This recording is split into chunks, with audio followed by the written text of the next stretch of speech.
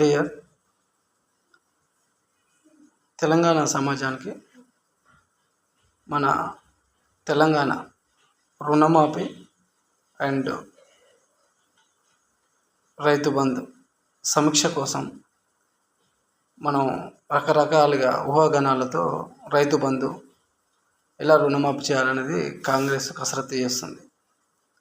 అయితే దానిలో భాగంగానే ఇప్పుడు నడిచే సిచ్యువేషన్, తెలంగాణ ఆర్థిక పరిస్థితులు, incoming source and out going source, దీన్ని మినహాయించి రైతు రుణమాఫీ ప్రక్రియ. అయితే ఈ ప్రక్రియలో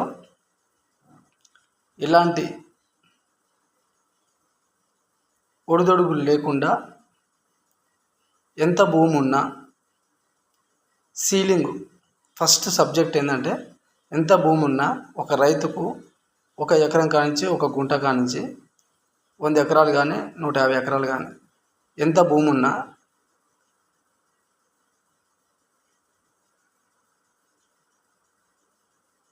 పది ఎకరాల వరకు సామాన్యుడికి రైతు భరోసా కింద లోన్లు తీసుకున్నప్పుడైతే ఏ ప్రభుత్వాలు వస్తుంటే పోతుంటాయి. గత ప్రభుత్వంలో బీఆర్ఎస్ వచ్చింది, ఇప్పుడు ప్రజెంటు కాంగ్రెస్ వచ్చింది, నడుస్తుంది ఈ స్కీము. 2 లక్షల వరకు రుణమాఫీ అన్నారు. అయితే ఎవరు ఎంత రుణమాఫీ చేయాలనుకున్నా తీసుకున్న డబ్బులకు 2 లక్షల లోపు గవర్నమెంట్ సెక్టార్ ఎంప్లాయీస్ అయితే, సెంట్రల్ గవర్నమెంట్ ఎంప్లాయీ అయినా, స్టేట్ గవర్నమెంట్ ఎంప్లాయీస్ అయినా, ఎవరికైనా ఐటీలో ఉన్నప్పుడు వాళ్ళకు సెంట్రల్ గవర్నమెంట్ కానీ స్టేట్ గవర్నమెంట్ కానీ వాళ్ళకు రుణమాఫీ కాదనేది ఒక ప్రక్రియలో వెలువడింది. అయితే దీన్ని బేస్ చేసుకొని ప్రైవేట్ సెక్టార్లో కూడా ఐటీ రిటర్న్స్ ఉన్న వాళ్ళకు అవ్వదు అనేది ఒక ప్రక్రియ చర్చ జరుగుతుంది. అయితే తెలంగాణ గవర్నమెంట్కు చెప్పదలిచింది ఏంటంటే, మేము ఒక వ్యక్తి ఒక స్కేలు దాన్ని తయారు చేసినప్పుడు ఆ స్కేల్ వాస్తవమా కాదా అనేది తెలుసుకోవాలి. ఇది ప్రైవేట్ సెక్టార్లో జాబ్ ఇవాళ ఉండొచ్చు, రేపు ఉండకపోవచ్చు. అది ఏ పర్సన్ కానీ ఎనీబడి తెలంగాణ సమాజంలో ప్రతి ఒక్కరు. అయితే నీకు ఐటీతో సంబంధం లేకుండా 2 లక్షల రూపాయలు రుణమాఫీ చేయాలి గవర్నమెంట్. ప్రైవేట్ సెక్టార్లో జాబ్ ఇంట్రెస్ట్ చేయొచ్చు, లేకపోతే లేదు. ఇది నిరంతరం ప్రక్రియ, ఎవరి 5 సంవత్సరాలకు జరిగే ప్రక్రియ. ఇవి ఎందుకు రుణమాఫీ చేస్తారు అనేది కూడా దానికి ఒక స్కేల్ నేను చెప్తాను గవర్నమెంట్లకు. అయితే ఇది ఎలాంటి అవకతవకలు లేకుండా 2 లక్షల వరకు కటప్ చేయాలి ప్రైవేట్ సెక్టార్లో ఉన్న వాళ్ళందరికీ. గవర్నమెంట్ సెక్టార్లో ఉన్న వాళ్ళకు విధి విధానాలతోటి అది గవర్నమెంట్ చూసుకోవాలి. ప్రైవేట్ సెక్టార్లకు మటుకు ఆపడం అనేది ఉండొద్దు. 2 లక్షల వరకు కంపల్సరీ రుణమాఫీ చేయాలి. ఇక రైతు బంధు విషయానికి వస్తే, ఎన్ని ఎకరాలు ఉంటే అన్ని ఎకరాలకు గత ప్రభుత్వాలు చేసినాయి. ప్రజెంట్ కాంగ్రెస్ ప్రభుత్వం ఉంది. 5 ఎకరాల వరకు, సగటు 5 ఎకరాల వరకు రైతు బంధు వేసుకున్నట్లయితే కాంగ్రెస్ గవర్నమెంట్ మేనిఫెస్టో రిలీజ్ చేసింది. ఎకరానికి 7,000 అయింది లెక్క. అంటే 5 ఎకరాలకు చూసుకుంటే మనకు 75,000 అవుతుంది ఇయర్ వచ్చి. ఒక సగటు 5 ఎకరాలకు 75,000 అంటే 2 టైమ్స్ చేస్తారు ఇయర్లీ 75,000. సగటు రైతు ఒక జీవన విధానంతో చూసుకుంటే ఒక 2 ముగ్గురున్న ఈ 75,000 తోటి ఇది 1 ఇయర్ వరకు ఓన్లీ రేషన్ కానీ కొంత ఖర్చుతోటి జీవించవచ్చు. అదేవిధంగా 7.5 ఎకరాలకు వేసుకుంటే 1,12,500 రూపాయలు అవుతుంది ఇయర్లీ. సగటు చూసుకుంటే ఈ అమౌంట్ అనేది కంటిన్యూ ఒక సీలింగ్ పెట్టేసి 5 ఎకరాలు లేదా 7.5 ఎకరాలకు ఈ సీలింగ్ పెట్టాలి. ఎందుకంటే సగటు ఒక కుటుంబంలో 3 ఉన్నా 4 ఉన్నా మనకు 7.5 ఎకరాలకు మనకు రైతు బంధు వేసినప్పుడు 1,12,500 పడ్డప్పుడు సగటు కుటుంబంలో ఈ జీడిపిలో ఉత్పత్తి ఈ 5 ఎకరాలలో ఎంత పంట పండుతుంది, జీడిపి తెలంగాణలో ఎంత రేషియో పెరుగుతుంది, అది ఎలా రొటేట్ అవుతుంది, తెలంగాణకు వచ్చే బడ్జెట్ ఎంత, లావాదేవీలు ఎంత, ఇదంతా చూసుకొని రైతు బంధు ఇవ్వాలి. ఈ కమిటీలు వేసేసి ఏది పడితే అది పెట్టేసేసి అమౌంట్ విచ్చలవిడిగా చేసేసి రాష్ట్రాన్ని అప్పుల స్థితిలోకి తీసుకెళ్ళొద్దు. ఎందుకంటే 5 ఎకరాల నుంచి 7.5 ఎకరాలకు రైతు బంధు చేసుకుంటూ వెళ్ళాలి. నేను ఎందుకు చెప్తున్నానంటే అదేంద్రా బాబు సామాన్యుడు కూడా ఈ విధంగా చెప్తున్నారని అనుకోవచ్చు. ఇది రైతు బంధు అనేది నిరంతరం ప్రక్రియ. ఇది ఇవాళ 5 సంవత్సరాలు ఉంది, 7,500 ఉంది. ఇప్పుడు ఈ గవర్నమెంట్ వచ్చినాక ఈ 5 సంవత్సరాల్లో 7,500 లెక్క ఈ కాంగ్రెస్ గవర్నమెంట్ వేస్తుంది. నెక్స్ట్ ఇంకే ప్రభుత్వాలు వచ్చినా కానీ దాన్ని మేనిఫెస్టోలో పెట్టి పెంచినప్పుడు ఈ 5 ఎకరాల నుంచి 7.5 ఎకరాల వరకు గవర్నమెంట్ రైతు బంధు వేసుకుంటే ఈ స్కేలింగ్ అనేది నిరంతరం పెరుగుతుంటుంది. ఎవ్రీ 5 ఇయర్స్కి ఒకసారి 7,500 నుంచి నెక్స్ట్ వేరే గవర్నమెంట్ వచ్చినప్పుడు 10,000 అన్నదనుకో, 10,000 అన్నప్పుడు ₹1,00,000 క్రాస్ అవుతుంటుంది ఒక సామాన్య రైతు, ఒక 5 ఎకరాలు ఉన్న వ్యక్తికి. అలా జీడిపి పెరిగినప్పుడు ఎందుకు కూడా వేయాలంటే ఇది 5 ఎకరాల నుంచి 7.5 వరకే పెట్టాలి, సీలింగ్ అనేది పెట్టాలి. ఎక్స్ట్రా భూమి ఎంత ఉన్నా కానీ 100 ఉండని 150 200 వేయొద్దు. ఒకటి, ఒక కుటుంబంలో జాయింట్ కుటుంబంలో ల్యాండ్ ఎక్కువ ఉండి దాన్ని చూసినా కానీ వాళ్ళకు కుదించాలి, 2 ఎకరాల వరకే పెట్టాలి. ఈ స్కేలింగ్ కూడా ఉంటుంది. ఒక కుటుంబంలో ఒక్కొక్కరికి 10 ఎకరాలు 20 ఎకరాలు 30 ఉండి నలుగురు ఇండ్లలో 80 ఎకరాలు ఉంటే వాళ్ళకి 80 ఎకరాలకు వేయాల్సిన అవసరం లేదు. దాన్ని కుదించి 7.5 ఎకరాల వరకే దాన్ని మళ్ళీ సమీకరణాలు చేసి 7.5 ఎకరాల వరకే వేయాలి, జాయింట్గా ఉన్నా కానీ. ఒక ప్రక్రియ. అయితే మనం ఎప్పుడైతే రైతుకు రైతు బంధు వేస్తామో మనం తెచ్చుకునే ఫెర్టిలైజర్స్ మందులు కానీ రకరకాల సోర్సు తీసుకున్నప్పుడు ఓ ట్రాక్టర్లు పెట్టి దున్నించుకున్న, మనకు పాల ఉత్పత్తులు చూసుకున్న, ఇవన్నీ రైతుకైనా మానవుడికి నిరంతరం ప్రక్రియ. ఇది ప్రక్రియ జరుగుతున్నప్పుడు ఆటోమేటిక్ ప్రైవేట్ సెక్టార్లో ఫెర్టిలైజర్స్ కంపెనీస్ ఉంటాయి. దానికి 1 ఇయర్ 2 ఇయర్ 3 ఇయర్స్కు దానికి కేజీకి ఇంత అని పెంచాలి. అది పెంచడం ఏం లేదంటే కంపెనీలను మనం నిలబెట్టినట్టు ఉంటుంది, రైతులను నిలబెట్టినట్టు ఉంటుంది. ఆర్థిక లావాదేవీలు జీడిపి సగటు మనం డిస్ట్రిబ్యూట్ చేసినట్టు ఉంటుంది పక్క రాష్ట్రాలకు. ఇవన్నీ ఆధారాలు చూసుకొని రైతు బంధు ఏ విధంగా ఇవ్వాలనేది ఒక ఆకాంక్ష. ఇప్పుడు రేపు రుణమాఫీ చేయాలి, 2 లక్షల వరకు రుణమాఫీ చేయాలనుకున్నప్పుడు ఎలాంటి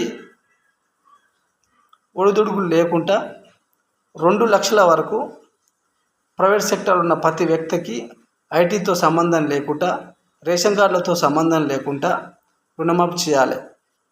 ఇంకొకటి, స్వాతంత్రం వచ్చేసి దగ్గర 80 సంవత్సరాలు కావస్తుంది, 70 సంవత్సరాలు కంప్లీట్ అయిపోయింది.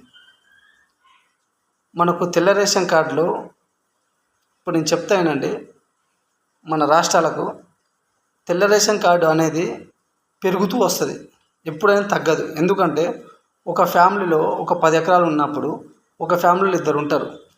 ఎప్పుడో ఒక 40 ఇయర్స్ 50 ఇయర్స్ బ్యాక్ వాళ్ళకు పిల్లలు ఎదుగుతున్నప్పుడు ఆ 10 ఎకరాల ల్యాండ్ అలానే ఉంటుంది.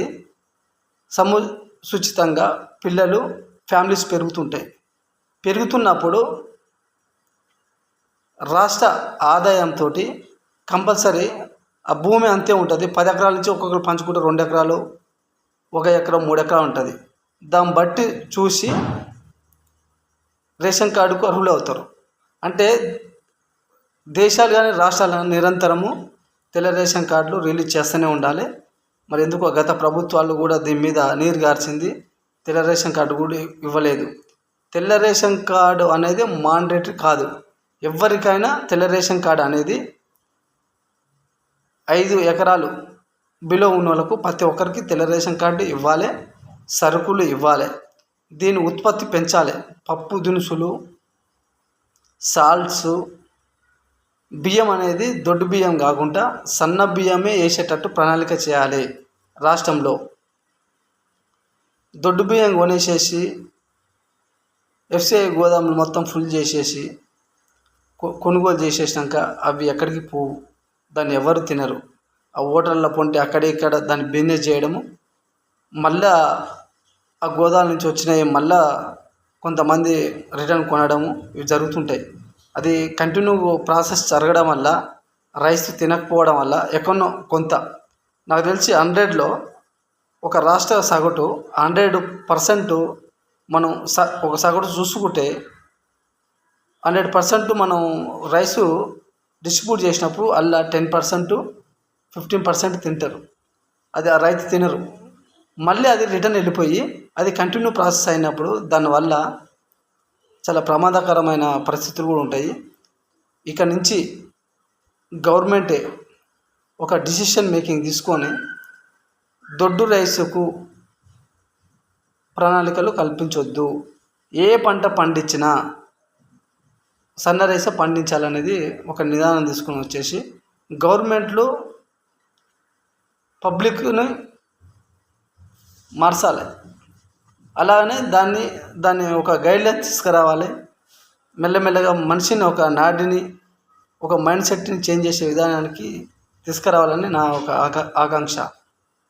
అలాగనే 7.5 ఎకరాల వరకే దీన్ని సీలింగ్ చేసుకొని 10 ఎకరాల వరకు అనేది కుదరదు. ఎందుకంటే 7.5 ఎకరాలకి సీలింగ్ చేసుకొని 7.5 నుంచి 10 ఎకరాలు లేదా 5 ఎకరాల నుంచి 10 ఎకరాల వరకు ఏదాం అనుకున్నప్పుడు ఈ బడ్జెట్ని హెల్త్ పరంగా కేటాయించండి.